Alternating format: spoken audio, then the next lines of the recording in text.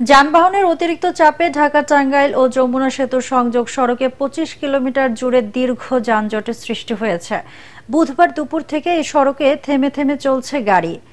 কালিয়াকৈর চন্দ্রা তিন মাথার মোড়কে ঘিরে প্রায় ৪০ কিলোমিটার জুড়ে ধীর গতিতে চলছে যানবাহন। পরিস্থিতি নিয়ন্ত্রণে অতিরিক্ত সংখ্যক আইনশৃঙ্খলা বাহিনী মোতায়েন রয়েছে মহাসড়কের গুরুত্বপূর্ণ পয়েন্টগুলোতে। এদিকে গাজীপুরের ঢাকা ময়মনসিংহ মহাসড়কে ঈদে ঘরমুখ মানুষের, বিশেষ করে পোশাক কারখানার শ্রমিকদের ভিড় দেখা যাচ্ছে।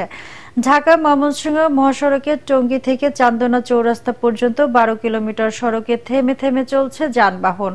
বোর্ডবাজার, ভোগড়া বাইপাস, চান্দনা চৌরাস্তা সহ বিভিন্ন এলাকায় যাত্রীদের উপচে পড়া দেখা গেছে।